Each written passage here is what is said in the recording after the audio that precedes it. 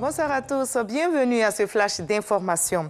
Les femmes de Côte d'Ivoire célèbrent le président de la République, Alassane Ouattara. Ce samedi, au Palais de la Culture, elles ont salué les actions de promotion de la femme mises en œuvre par le gouvernement ivoirien.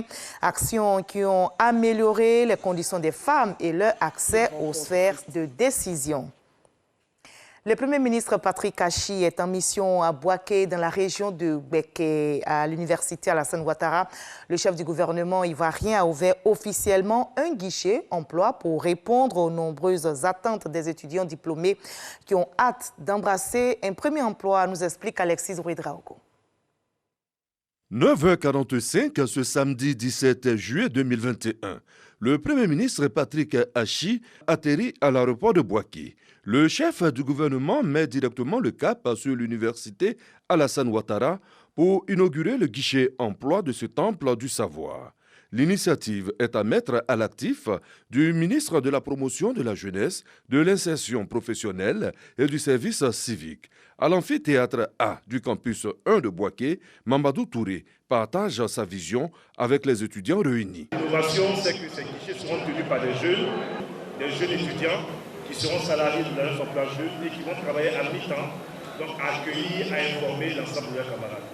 Donc l'acte que vous venez de poser ici à Bouaké, Monsieur le Premier ministre, et pour l'ensemble de nos universités, à notre sens, c'est un acte historique qui permettra donc à ces jeunes d'accéder à toutes les informations. Prenant à son tour la parole, le chef du gouvernement se veut clair. L'employabilité de la jeunesse en fin de formation reste une priorité pour le chef de l'État et l'ensemble du gouvernement. Il s'agit donc, dans ce qui va se faire aujourd'hui, d'une véritable révolution qui va changer totalement la donne pour ce qui vous concerne vous. Avoir la possibilité, sans bouger, sans prendre un car, sans prendre le bus, sans prendre un taxi, mais en étant ici à l'université, d'avoir connaissance de tout ce qui est offert en matière d'emploi en Côte d'Ivoire, par qui, dans quel secteur d'activité, pour que vous puissiez choisir. Mais c'est également à travers cette plateforme, une fois que vous êtes inscrits, pour ceux qui sont en quête d'employés, donc de jeunes sortis de l'université, qui veulent maintenant travailler, de savoir dans quelle ville de Côte d'Ivoire, quel étudiant, avec quel niveau de formation, a besoin de travailler où par rapport à ses demandes à lui.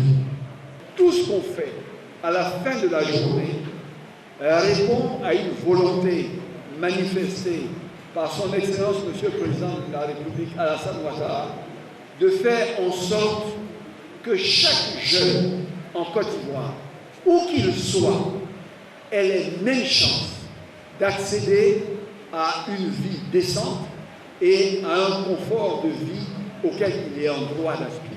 Que dire de cette joie qui anime la jeunesse estudiantine? J'ai la joie au cœur de savoir que le Premier ministre pense vraiment aux étudiants, parce qu'installer un guichet emploi jeune ici à l'université Alassane Ouattara est vraiment une merveille pour nous. C'est une faveur pour moi.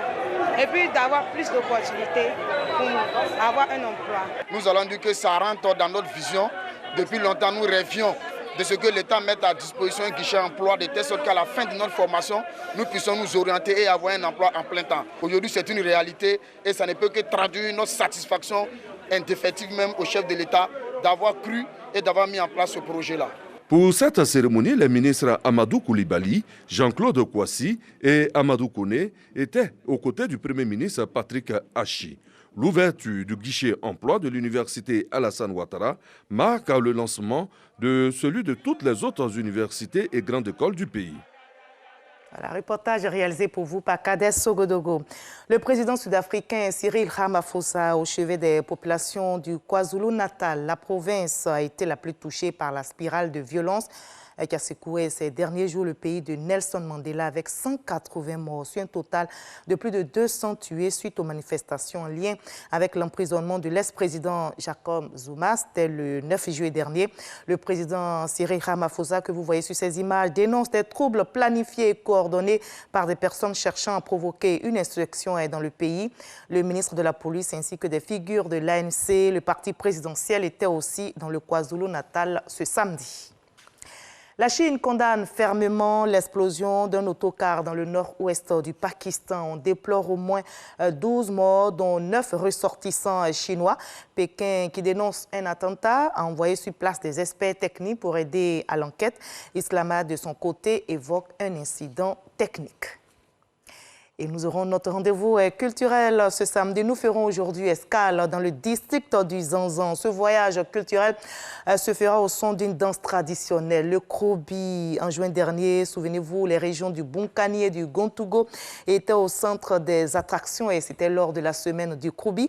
Moment de réjouissance, de partage, de retrouvailles. Mais quel bilan après la 5e édition? Quel impact pour la région et surtout pour notre culture? Nous recevrons donc ce soir pour la page culture le commissaire général du Krobi, M. Ouattara Issoufou. Allez, on prend rendez-vous ce soir à 20h. À tout à l'heure.